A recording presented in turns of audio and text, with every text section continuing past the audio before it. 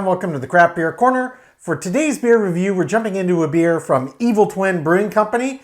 We've reviewed quite a few of their beers over the years, though it has been quite a while.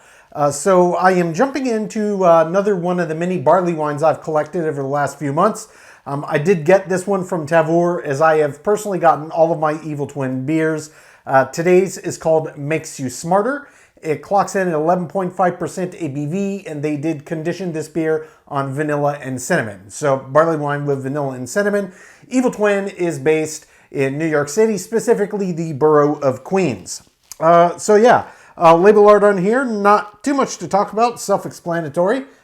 Cinnamon sticks. Looks like some snow falling down atop of them. But regardless, it sets me in the mood for what I might get into. Yeah, vanilla and cinnamon in a barley wine. I think this sounds like, to me, a recipe for success. So we are just going to gently crack this.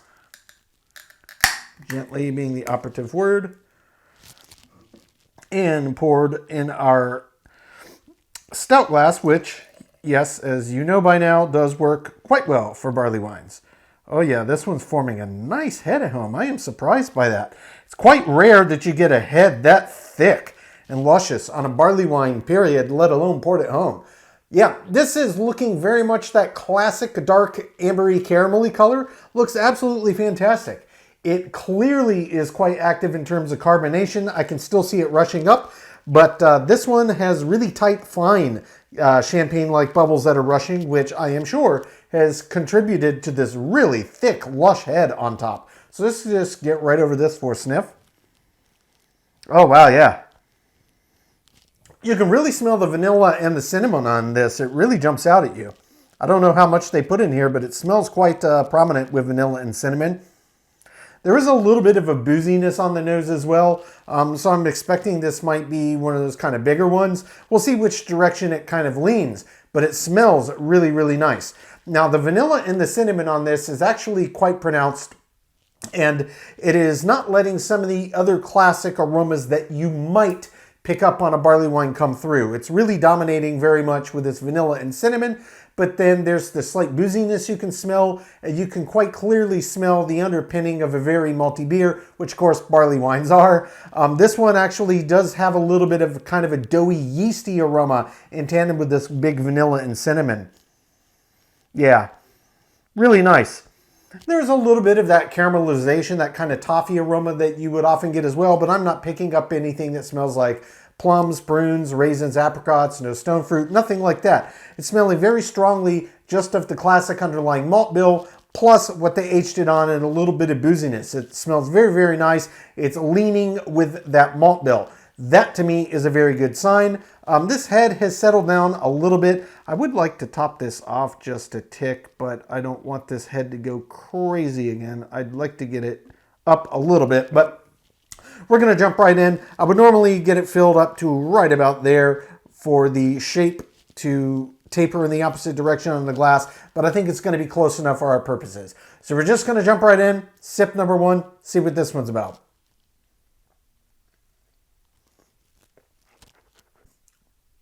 Ooh, that's a big beer. Big barley wine. Bold, pungent flavor. So before we even get into the flavor profile, let's talk about the weight. Let's talk about the mouthfeel. It's 11.5%. That's kind of sitting right in the average range for a barley wine. It has really good heft. This is a strong medium heavy.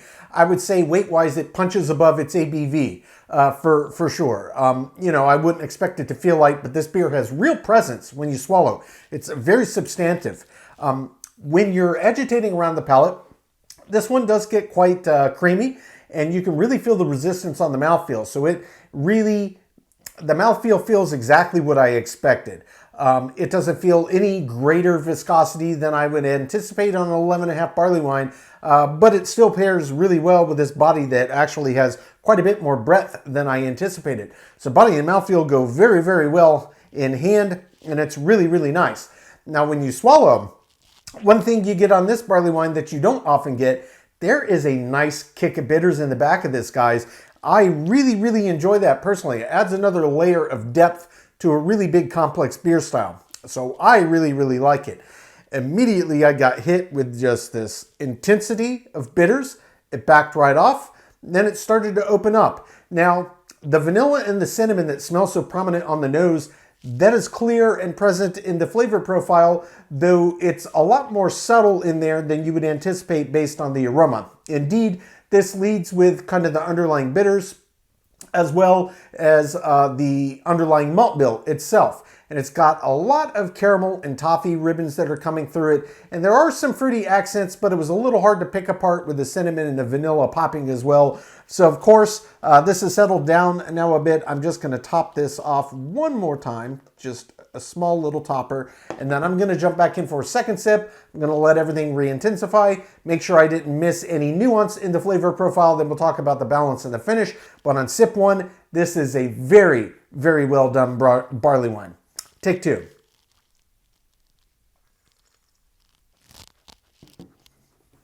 Yeah, nice kick of bitters.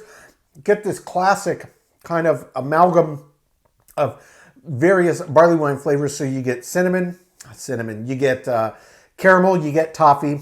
Yes, the cinnamon is there, but that's not a classic underlying flavor in a barley wine. And it does have this slight booziness. There's a slight earthiness to it. And yeah, there's a little bit of a suggestion of some kind of plum and apricot notes. Figs would be pretty common, among the most common kind of fruit accents in a barley wine. That I'm not getting here, but I'm definitely getting a little bit of plum, kind of prune, and apricot notes. But it is definitely leaning heavily, heavily, heavily into the underlying malt bill. So it's got a lot of toffee, it's got a lot of caramel, and yeah, there is this doughiness about it, just like you could also get on the nose. The cinnamon and the vanilla are in there. They pop nicely. The cinnamon kind of sits on the back of the palate, and it really seems to be binding with these underlying kind of toffee and caramel notes. The vanilla is a bit more subtle, but I think where it's coming into play is kind of this underlying doughiness. So it almost puts me in mind of like a dessert bread, or, you know, some kind of, you know, maybe you throw yeast rolls, monkey bread, and you cinnamon sugar or something. It's almost like that, but like if it had like a vanilla swirl of something added in there. It's really, really quite nice. The vanilla is definitely done with a very deft hand. It's much more subtle than you would find in a lot of vanilla added beers. That for me is a really smart play because it's a very, very pungent ingredient, aroma and flavor wise, and it is so easy to overpower nuance of other elements of the beer you want to pop out when you use a heavy hand. With vanilla, Evil Twin was restrained. Bravo to them for that decision. I think it makes the beer all the better for it. So yeah, this is a big classic barley wine. There's no barrel aging. It's got a lot of the classic underpinning aromas and flavor profiles you would expect to find. So let's talk about the balance in general. So a barley wine is a beer style all about the malt bill. Since they conditioned this on cinnamon and vanilla, we also have to take the additives into account. And of course, we already mentioned that it does have quite a more pronounced bitter bite up front than your average barley wine. I really like it for that. Whatever the balance of hops they used, I think they used clearly some kind of underlying earthy hops, enough to let some alpha acids pop in, but not to override and be out of place in a barley wine. I really, really like what they did there. And I would say the same is true of their vanilla and their cinnamon additions. The vanilla, I really appreciate the deft hand there. The cinnamon has enough that you can really get it on the nose, you can really get it in the flavor profile, but it's not overpowering. You still get to taste all the underlying classic beer traits of a barley wine. It's just has these added bonuses. This is a very, very well done beer here, guys. And the cinnamon, it's not artificial. It's a real cinnamon stick, just like it looks on the label there. So the balance for my money, perfect. I wouldn't tweak a thing about it. In terms of the finish, it's a barley wine. It's not barrel aged. So yes, they do have big, bold, intense, pungent flavors, which this one does, but they aren't really known for having a very extended length on the end of the finish, without some kind of barrel aging.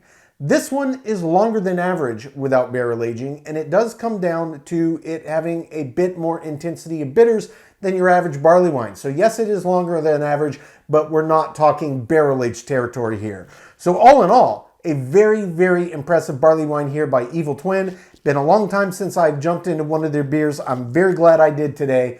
Guys, I'm going to take my time sipping this, count my scores. When we come back, we will get this beer ranked from top to bottom.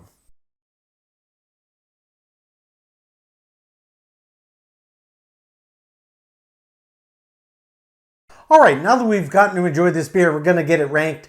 This was Evil Twin Brewing Company's Makes You Smarter, a barley wine clocking in an 11.5% ABV. This one was brewed with vanilla and cinnamon. Evil Twin based in Queens, New York. So guys, this was, for the first time in a while, a non-barrel aged barley wine. One of many I have set aside. I still have quite a few left, so just sit tight. Many more barley wine reviews coming, but back to the subject at hand. This was a really, really well done barley wine. I really liked the nuance and subtleties that this beer had, and it really came down to how they brewed it. This had a nice kick of bitters, which you don't often get in a barley wine. Indeed, it's quite rare, and it was present in this beer. Not only that, but their additions were really nice on the nose and in the flavor profile, and that deft hand with the vanilla. I always am going to applaud any brewer that understands how to use vanilla in the brewing process, and they did it right. So, this beer did very, very well across the board. Indeed, only two categories that I did not give a perfect score, so we're going to jump to those in question. The first of those was the mouthfeel.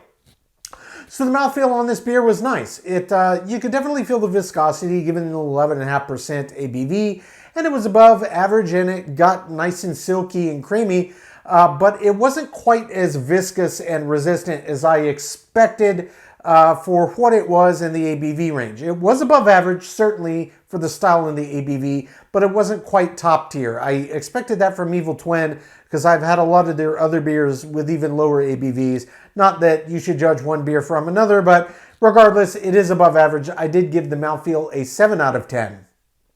And the final category that did not get a perfect score was the finish. So this is a non-barrel aged variant. Barley wines, some are really long, some are not as long. This was above average again, but without any kind of barrel aging. I actually didn't expect it, and it kind of took me by surprise, but really it was that intensity of bitters on the front. That did help drive out the length of the finish longer on this barley wine than you would typically find in a non-barrel aged variant. And the finish I did give a 7 out of 10. Which does leave a perfect 10 out of 10 in the remaining 8 categories. That is aroma, taste, body, head and retention, appearance, balance, my subjective thoughts category, and example of style. So the total score on Evil Twin Brewing Company's Makes You Smarter is a 94 out of 100. Guys, this was a great barley wine. It's my favorite beer style. They're expensive, they're hard to find. That's why I just kind of hoard them over several months when I find one here, find one there. As a barley wine fan, yeah, it's always painful when you're trying to find a barley wine. So Tavour and Craft Shack, guys, if you're, as I am, always looking for barley wines and can't even find them at Total Wine, hop on Tavour, hop on Craft Shack. Just take the time, set up the accounts. You're not going to regret it. This was another winner from Evil Twin, another great beer that I got from them from Tavour. If you're a barley wine fan, this is one that you don't want to miss.